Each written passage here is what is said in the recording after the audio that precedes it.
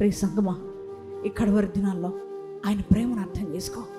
ఆయన యొక్క మనస్సులో నీకు ఇచ్చిన స్థానాన్ని నువ్వు గుర్తుపెట్టుకో. నీకు ఇచ్చిన విలువను అర్థం చేసుకో.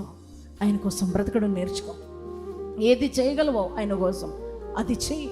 నీకు ఇచ్చిన శక్తిని బట్టి, నీకు ఇచ్చిన సామర్థ్యాన్ని బట్టి, నీకు ఇచ్చిన జ్ఞానాన్ని బట్టి, నీకు ఇచ్చిన ఆర్థిక వనరులను బట్టి నీ దేవుని కోసం నువ్వు ఏం చేయగలుగుతావో అది చెయ్యి. ఎందుకనంటే ఆయన కోసం నువ్వు ఏది చేసినా ఆయన గుర్తిస్తాడు, మర్చిపోవడం, నేను జ్ఞాపకంలో ఉంచుకుంటాడు.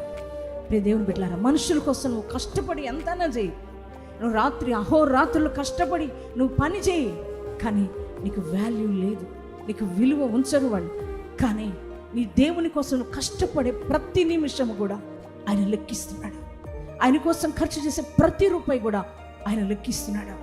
అందుకనే సంగమా, నువ్వు ఎవరి కోసం ప్రయాసపడాలి? నీ దేవుని కోసం. ఎందుకంటే ఆయన స్వరక్తం ఇచ్చి ఆయన సంపాదించుకున్నాడు.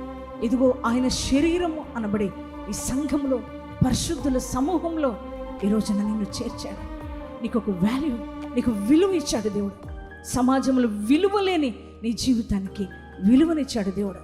అందుకే ఆయన కోసం బ్రతకండి, ఆయన కోసం జీవించండి, ఆయన కోసం ఏదైనా చేయండి సంగమా. అంతేగాని అశాశ్వతమైన రాజ్యం కొరకు, అశాశ్వతమైన ఈ లోకం కోసం, ఈ లోకంలో ఉన్న వాటి కోసం ఎవరు కూడా ప్రయాసపడద్దు. ఈ లోకాన్నంతా కూడా చూసిన ఒక భక్తుడు, ఆయన ఎంతో జ్ఞాని అని దేవుని యొక్క వాక్యం సెలవిస్తుంది. ఆయన అంటున్నాడు, ఈ లోకంలో ఉన్నవన్నీ అన్నీ చూశాడంట, ఒకటి కాదు. ఆయన అంటాడు, నేను ఏదైతే నా కంటితో చూశానో ప్రతి వాటిని నేను అనుభవించాను అంటున్నాడు ఆయన.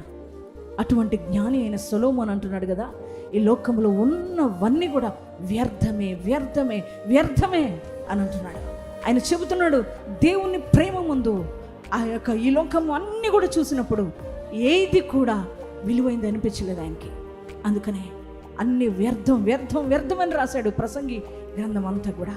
ప్రియ సంగమా, అందుకే నువ్వు కూడా గ్రహించు, ఈ లోకంలో ఉన్నవన్నీ వ్యర్థమే, మనుషులు ప్రేమ వ్యర్థమే. కనుక నువ్వు ఎవరితో అనుబంధం పెంచుకోవాలంటే యేసయ్యతోనే అనుబంధం పెంచుకోవాలి, యేసయ్యతోనే నువ్వు సంబంధం పెంచుకోవాలి.